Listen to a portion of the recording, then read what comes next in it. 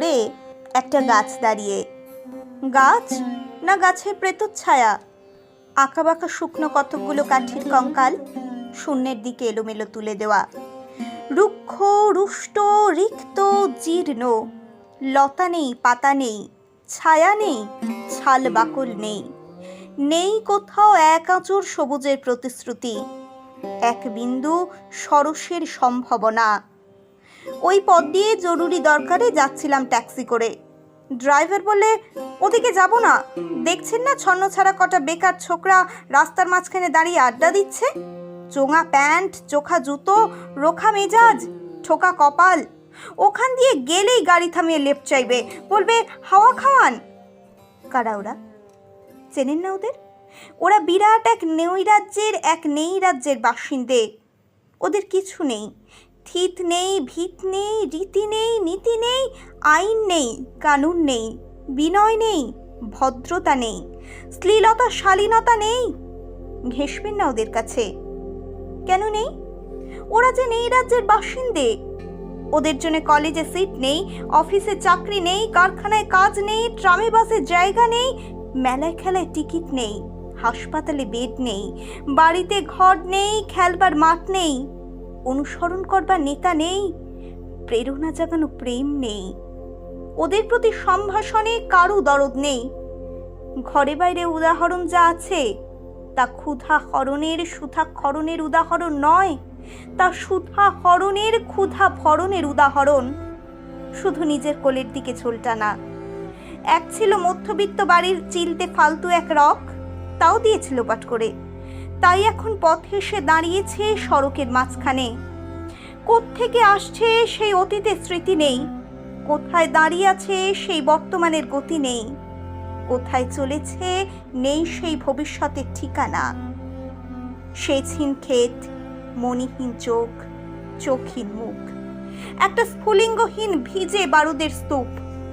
আমি বললুম, না, ওখান দিয়েই যাব, ওখান দিয়েই আমার শর্টকাট। ওদের কাছাকাছি হতেই মুখ বাড়িয়ে জিজ্ঞেস করলুম, তোমাদের ট্যাক্সি লাগবে? লিফট চাই? আরে এই তো ট্যাক্সি, লে হালুয়া। সল্লাসে চেঁচিয়ে উঠল ছোকরারা, সিটি দিয়ে উঠল, পেয়ে গেছি, চল পানসি, বেলঘরিয়া। তিনটে ছোকরা উঠে পড়ল ট্যাক্সিতে। একজন ড্রাইভারের পাশে, দুজন পিছনে সিটে। বললুম, কতদূর যাবে? এই কাছেই, ওই দেখতে পাচ্ছেন না ভিড়? সিনেমা না, জলসা না, নয় কোনো ফিল্মি তারকার অভ্যর্থনা। একটা নিরীহ লোক গাড়ি চাপা পড়েছে, চাপা দিয়ে গাড়িটা উঠাও। আমাদের দলের কয়েকজন গাড়িটার পিছে ধাওয়া করেছে। আমরা খালি ট্যাক্সি খুঁজছি। কে সে লোক? একটা বেওয়ারিশ ভিখিরি, রক্তে মাংসে দলা পাকিয়ে গেছে। ওর কেউ নেই, কিছু নেই। সবার জন্য ফুটপাত আছে তো মাথার উপরে ছাদ নেই। ভিক্ষার জন্য একটা পাত্র আছে তো তার মধ্যে প্রকাণ্ড একটা ফুটো।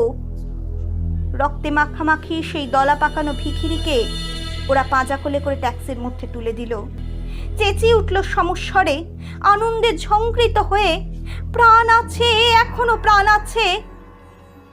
রক্তের দাগ থেকে আমার ভব্যতা ও শালীনতাকে বাঁচাতে গিয়ে আমি নেমে পড়লুম তাড়াতাড়ি।